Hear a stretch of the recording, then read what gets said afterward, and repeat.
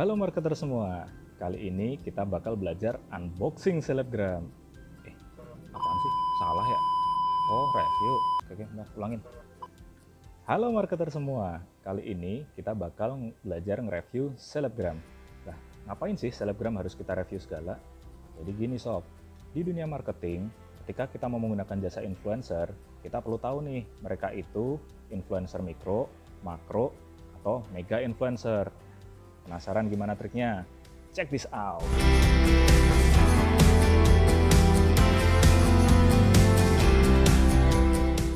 Oke, sebelum kita kasih trik-trik untuk marketer memilih influencer, kita balik dulu nih ke teori marketing communication. Jadi, dalam teori marketing communication, kita harus bisa untuk inform, persuade, maupun remain customer, baik directly maupun indirectly, about the product or the brand that we sell. Yang nggak ngerti bahasa Inggris, cek kamus dulu gih. Aneh pause lah di sini, ngetik ya.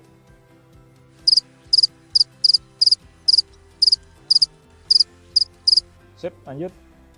Dalam komunikasi marketing ini bisa kita bagi dalam 8 bagian, yaitu advertising, sales promotion, event and experience, public relation and publicity, online and social media marketing, mobile marketing, direct and database marketing, dan terakhir personal selling. Contohnya bisa kita lihat seperti di tabel ini.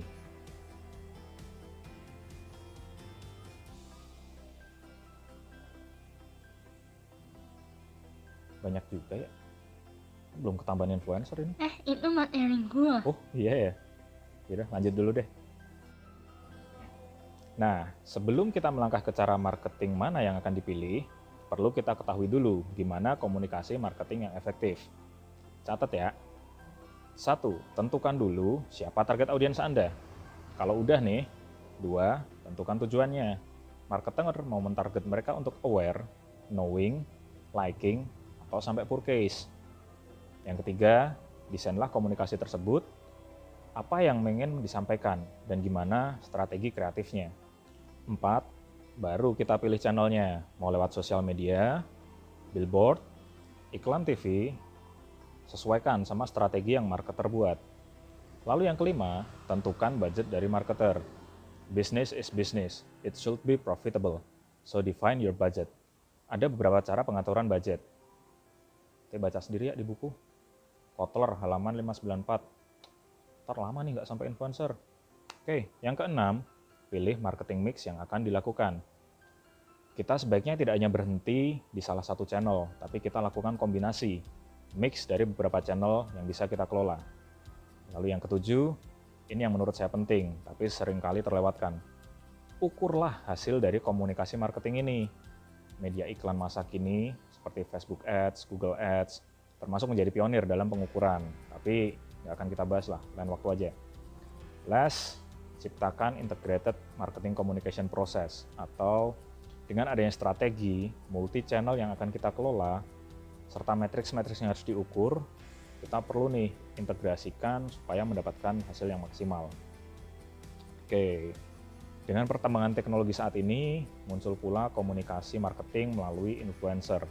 Meskipun sudah ada sejak dulu, seperti selebritis, namun adanya teknologi membuat banyak bermunculan influencer dalam berbagai level yang akan dijelaskan oleh rekan saya setelah pesan-pesan. Di dalam communication marketing, banyak yang akhirnya menggunakan jasa influencer sebagai perantara pesan antara perusahaan dan juga target konsumennya. Influencer sendiri merupakan seseorang yang dapat mempengaruhi sekelompok masyarakat. Kali ini, kita akan fokus pada influencer di media sosial Instagram, yaitu orang-orang yang menggunakan Instagram sebagai media untuk mempengaruhi orang lain. Untuk pemilihan influencer ini tidak boleh asal-asalan. Siapa yang ingin brand produk atau misalnya citra produknya menjadi buruk, atau misalnya justru pengeluaran pemasarannya menjadi besar akibat kesalahan memilih influencer. Lalu, apa yang sebaiknya kita lakukan agar pemilihan influencer ini tepat? Yang pertama terkait dengan jangkauan atau target konsumen. Apakah kita mentargetkan pemasaran dengan influencer ini untuk wilayah Jakarta saja atau wilayah Yogyakarta saja ataupun se-Indonesia? Karena hal ini akan menentukan tipe influencer yang akan kita gunakan, seperti makro, mikro, ataupun mega influencer. Kemudian yang kedua terkait konten. Harus ada relevansi antara citra yang dimiliki oleh para influencer ini dengan citra yang dibangun oleh brand kita. Jangan sampai kita ingin memasarkan brand terkait dengan olahraga, tapi kita justru memilih influencer yang sering membagikan fotonya atau postingannya terkait produk kecantikan. Ini contohnya ada Tasya Farasya, di mana dia membangun citranya dengan sering membagikan konten terkait kosmetik, kecantikan, dan perawatan diri, sehingga brand-brand ataupun endorsement yang sering dia terima juga berkaitan dengan apa yang dia bangun melalui media sosial Instagramnya. Kemudian yang ketiga terkait alokasi dana. Pemilihan influencer ini sangat-sangat tergantung dengan budget yang kita miliki. Semakin besar followers Instagram para influencer, pada umumnya mereka menuntut biaya yang lebih tinggi. Kemudian yang tidak kalah penting adalah tujuan kita menggunakan influencer ini. Apakah kita ingin meningkatkan kesadaran kepada masyarakat terkait produk kita, atau misalnya memperkuat brand positioning. Ada banyak tujuan lain seperti menciptakan merek yang positif, membuat orang atau konsumen menjadi tertarik dengan produk kita, hingga membuat mereka melakukan transaksi penjualan. Adapun jenis influencer bisa dibedakan berdasarkan jumlah followernya. Yang pertama, ada influencer mikro. Influencer ini memiliki jumlah follower antara 10.000 hingga 100.000. Umumnya harganya terjangkau dan juga fleksibilitas dalam penentuan konten. Kemudian yang kedua, influencer makro. Memiliki follower antara 100.000 hingga 1 juta. Penggunaan influencer makro memberikan jangkauan audiens yang lebih luas dibandingkan influencer mikro. Kemudian yang ketiga, ada influencer mega. Umumnya memiliki follower rata-rata di atas 1 juta. Influencer mega ini contohnya seperti Aurel Hermansyah dan Wardah Maulina. Nah, jumlah follower tadi itu sangat berpengaruh. Misalnya tujuannya adalah meningkatkan awareness atau misalnya membangun citra positif ke masyarakat. Tapi jumlah follower tadi tidak menjaminkan orang-orang akan tertarik atau misalnya membeli produk kita. Oleh karena itu, kita dikenalkan dengan matriks bernama engagement rate, di mana engagement rate ini mengukur persentase interaksi follower terhadap video, foto, ataupun Instagram stories para influencer. Ini bisa berupa like, view, ataupun share.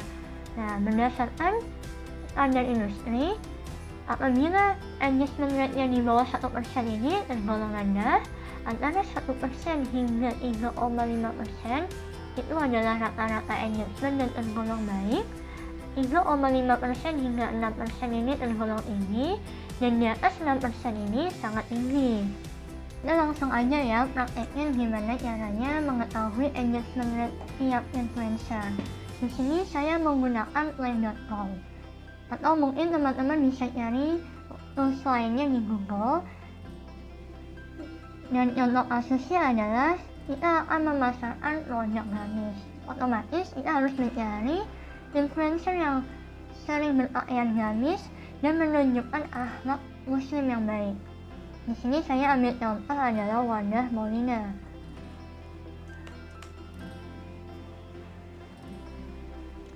Kemudian kita dapat 4 data penting yang perlu dicatat, yaitu jumlah follower, engagement rate, likes dan komen tiap post. Di sini Wardah Maulina mempunyai follower 2 juta dengan engagement rate yang tinggi yaitu 5,03%. Dan likes dan komen tiap postnya ini. Nah, itu yang membandingkan dengan Giant Pelangi.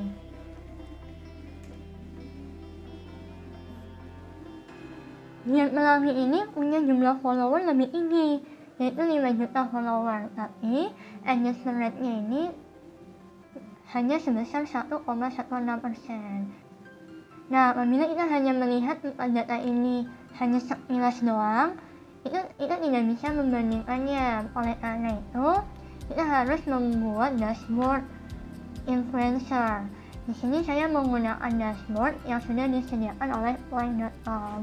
Tapi misalnya teman-teman ingin yang gratis, bisa menggunakan bantuan Excel dengan memasukkan data berupa nama influencer, username, jumlah follower, engagement rate, likes, dan komen tiap postnya yang kita peroleh sebelumnya dari Instagram Engagement Calculator.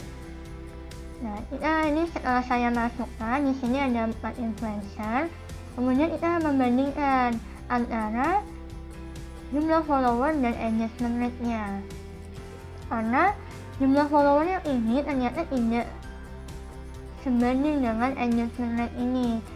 Contoh kasusnya adalah Alisa Soebandono yang punya jumlah follower 19 juta, tapi engagement rate-nya hanya sebesar 0,22%.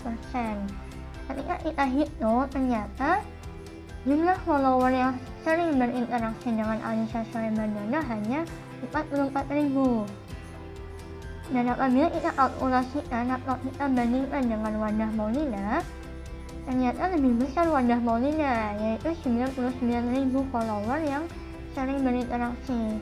Hal ini tentu mempengaruhi keputusan kita dalam memilih influencer.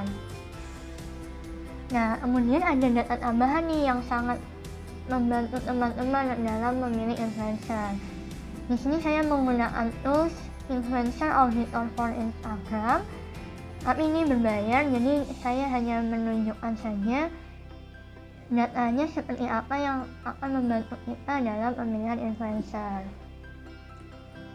Sebetulnya data ini bisa teman-teman tanyakan ke influencernya langsung, karena dari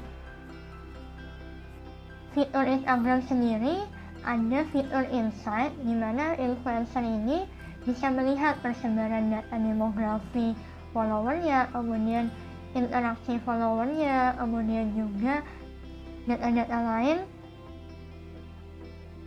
yang membantu teman-teman melihat kira-kira target follower ini sesuai tidak dengan target konsumen produk kita.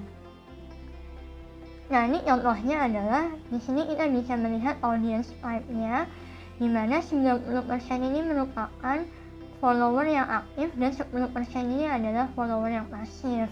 Kemudian di sini kita bisa melihat authentic engagement-nya. Rata-rata per post jumlah follower Just No Limit ini 200.000 orang yang berinteraksi. Padahal apabila dilihat dari followernya 7,3 juta yang mengikuti Just No Limit, tapi hanya sebesar 200 orang yang berinteraksi. Persebaran follower ini juga bisa dilihat berdasarkan wilayah dan gender. Berdasarkan wilayah, mayoritas follower Just No Limit adalah orang Indonesia. Sedangkan berdasarkan gender, mayoritas adalah perempuan. Walaupun apabila dilihat dari data, sepertinya seimbang ya antara perempuan dan laki-laki. Data yang tidak kalah penting untuk kita analisis adalah engagement time.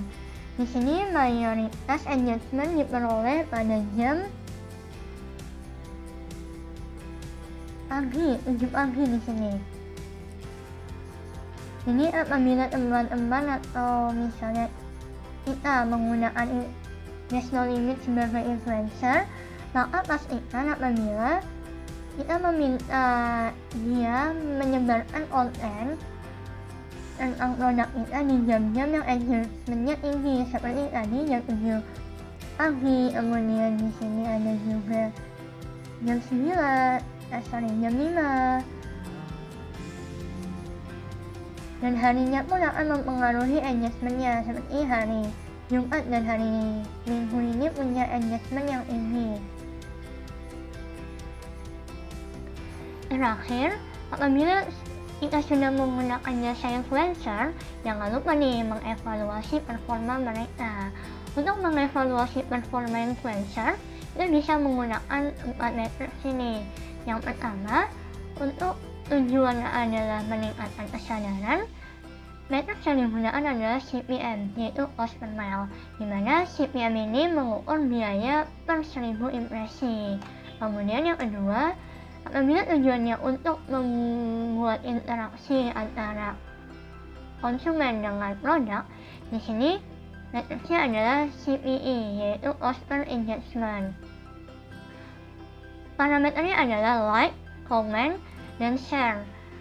Ketiga, apabila tujuannya adalah untuk menumbuhkan niat atau ketertarikan dari konsumen itu agar membeli produk kita, parameter metriknya adalah CPC, yaitu cost per click. Jadi di sini yang kita lihat adalah berapa banyak orang-orang yang akhirnya mengklik halaman website kita ataupun halaman Shopee kita. Jadi di sini ada konversi biaya per satuan kliknya. Kemudian yang terakhir, apabila tujuannya adalah untuk membuat orang-orang ini membeli produk kita, maka metrik yang digunakan adalah CPA, yaitu cost per acquisition. Jadi, nggak ada dong salah-salah pilih influencer lagi. Selamat mencoba teman-teman.